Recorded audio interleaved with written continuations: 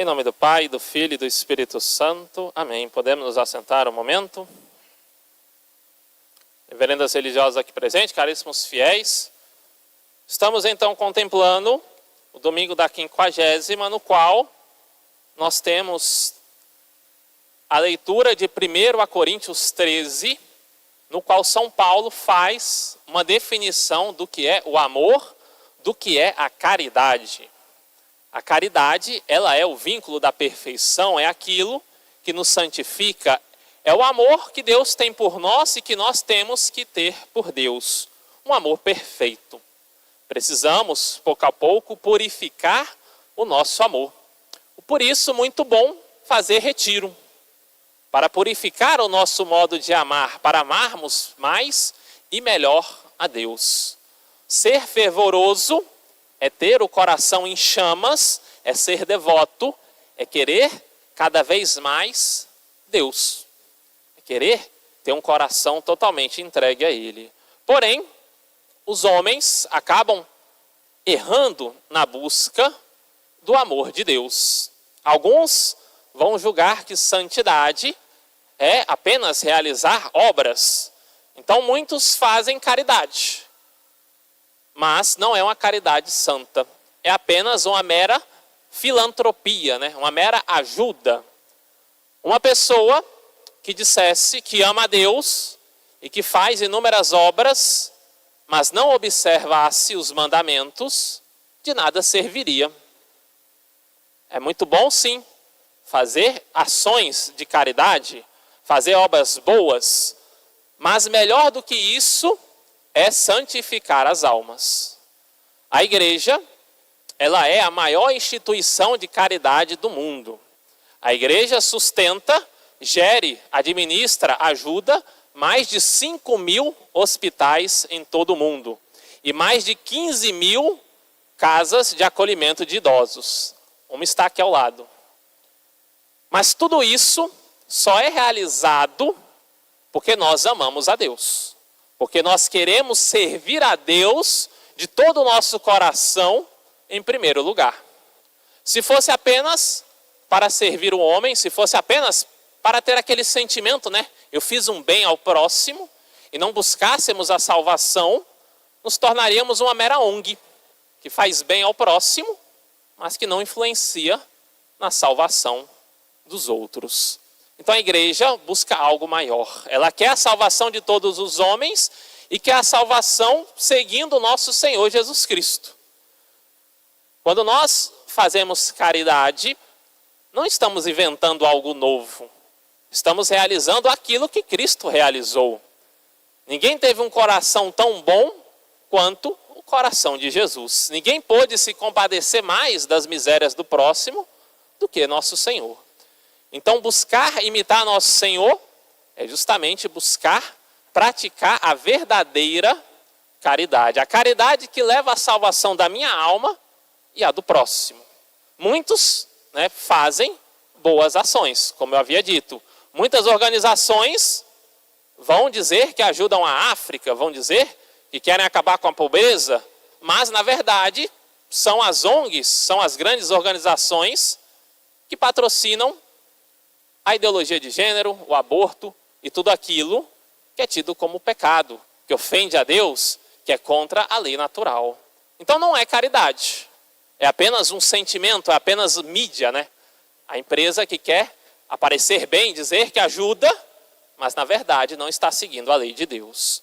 Então São Paulo, para que nós não possamos nos enganar, São Paulo vai dizer, né, que a caridade é magnânima, benfazeja, não é invejosa, não é presunçosa nem arrogante. Não faz nada de vergonhoso, não é interesseira. A caridade verdadeira é a ação pelo qual eu busco ajudar o meu próximo, eu busco servir o meu próximo, ou eu busco servir a Deus ou a igreja por amor a Deus. Aí está o diferencial. Madre Teresa de Calcutá é conhecida mundialmente dentro e fora da igreja pelas suas ações de caridade. Uma vez fizeram até um documentário que se acha na internet, né, no YouTube, enfim, nas redes sociais, sobre a sua vida. E buscaram, nesse documentário, às vezes, instrumentalizá-lo, dizer né, de que ela não faria grande coisa ou não realizava as ações de um modo tão perfeito. Né? Às vezes, né, eles dizem no documentário que talvez um hospital seria muito melhor do que apenas uma casa, né, de abrigo para os doentes. Ora, a casa só está lá porque justamente não havia um hospital. Né? Muito fácil refutar aqueles que vão atacar as obras de Madre Teresa. E uma vez, um daqueles que estavam fazendo essa reportagem viu Madre Teresa de Calcutá, Santa Madre Teresa de Calcutá, limpar um doente todo chagado. O homem estava mal cheiroso. E ela então estava ali com toda a devoção, praticando aquele ato de caridade. Um ato escondido, ninguém estava vendo. Era o ato do cotidiano. Ela não fez para aparecer. A câmera estava desligada. Mas as pessoas que estavam ali para produzir aquele documentário tiveram o coração tocado. Então uma das pessoas, né, disse a seguinte coisa: nem por 1 milhão eu faria isso que a senhora está fazendo. E Madre Teresa olha para a pessoa e responde: eu também não. Por 1 milhão, né, de dólares, eu também não faria isso que eu estou fazendo. Eu estou fazendo isso por amor de Deus, por amor ao reino dos céus, por amor a nosso Senhor Jesus Cristo. Aí temos a santa e verdadeira caridade. Não é algo interesseiro, mas é algo que busca a salvação, a perfeição. Nosso Senhor é a caridade, é o amor encarnado. Ao passar, houve um cego suplicando: Jesus, tende piedade de mim. E nosso Senhor diz a seguinte frase, que é até um pouco peculiar para aquele cego: que queres que eu te faça? O cego diz: que eu veja. Mas essa frase de nosso Senhor deve tocar o nosso coração. O Deus Todo-Poderoso chega para um homem e diz: que queres que eu te faça? O Deus do céu e da terra se coloca a serviço dos homens com um coração caridoso. Mas quantas vezes nós, na nossa rotina cheia de afazeres, não queremos prestar um auxílio, um serviço ao próximo ou à igreja?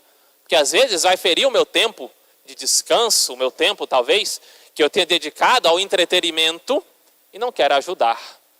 Nosso Senhor, sendo Deus Todo-Poderoso, diz: que queres que eu te faça? Então nós vemos nessas palavras de nosso Senhor o exemplo perfeito de caridade, o exemplo perfeito de amor para nós. A pessoa que é verdadeiramente caridosa, ela não ajuda com medida, né? Às vezes nós queremos ajudar, né, aquela pessoa que sempre está nos pedir alguma coisa. Então a pessoa chega e nos pergunta: fulano, preciso de um favor. Nós já, né, chegamos com inúmeras condições. Né? Posso te ajudar dependendo do que for. Caridade ainda não está completa no nosso coração. Mas se tivéssemos o coração de nosso Senhor, né, ajudaríamos. Que queres que eu te faça? É algo que toca o nosso coração.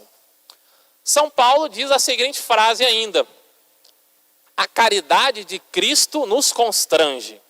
Se nós olharmos o amor que Deus tem por nós, na pessoa de nosso Senhor Jesus Cristo, e o amor que nós oferecemos a Ele, as obras que nós prestamos a nosso Senhor, nós ficaríamos constrangidos. Porque Ele nos deu tudo, e nós fazemos quase nada.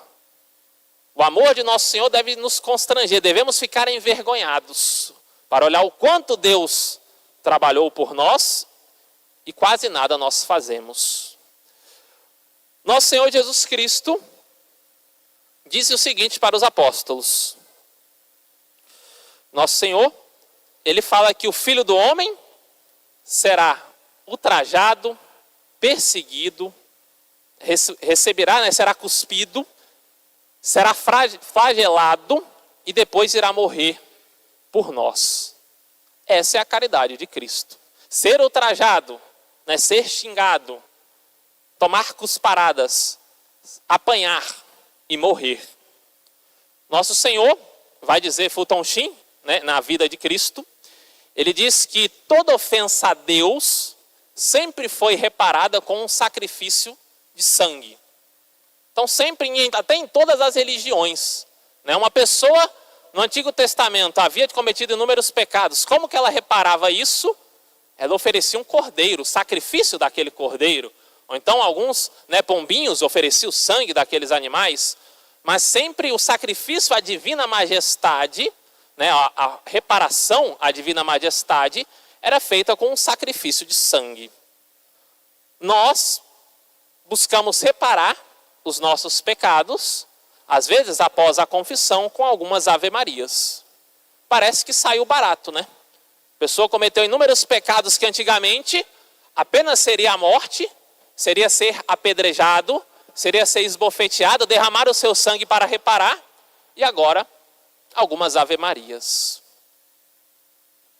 Cristo pagou, sendo esbofeteado, flagelado, apanhando, derramando o seu sangue crucificado, o preço que nós deveríamos sofrer. Então toda vez que alguém cometer um pecado grande, meditar: eu mereceria morrer? Eu mereceria ser apedrejado? Eu mereceria ser espancado? Eu mereci? Porém, Cristo na cruz, com a sua caridade, pagou o preço dos meus pecados para com Deus. Uma caridade impensável. Quem aceitaria morrer para pagar os pecados do próximo? Só a caridade de nosso Senhor Jesus Cristo. Por isso, nesse tempo da quaresma, vamos nos preparar para reparar o coração de nosso Senhor. Quantas pessoas hoje no carnaval vão ultrajar nosso Senhor Jesus Cristo? E outras ainda pior, vão ultrajá-lo pensando em depois logo já se confessar. A pessoa marcou a data da viagem, das festas, sonha com tais pecados e depois já sonha com a confissão. O problema é que é necessário o arrependimento, e o arrependimento sincero. Pouco a pouco, os pecados vão turvando a alma e a pessoa não terá mais arrependimento dos seus pecados. Os pecados conduzem à perda da fé. Aquele cego, então, ele tinha fé. Ele acreditou em nosso Senhor. São Paulo diz que existem fé, esperança e caridade. No fim só haverá caridade, o amor. Aquele cego, ele acreditou que nosso Senhor, que Jesus Cristo poderia realizar milagres. E depois nosso Senhor, ao curá-lo, ele pôde ver e seguindo glorificou. Poderíamos dizer que ele tinha fé que Jesus poderia curá-lo.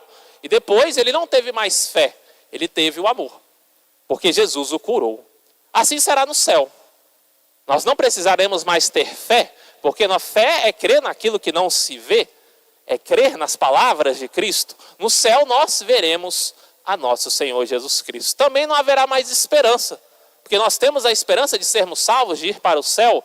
Conquistando o céu, nós teremos alcançado, conquistado aquilo que esperávamos. Então no céu, viveremos um amor inacreditável.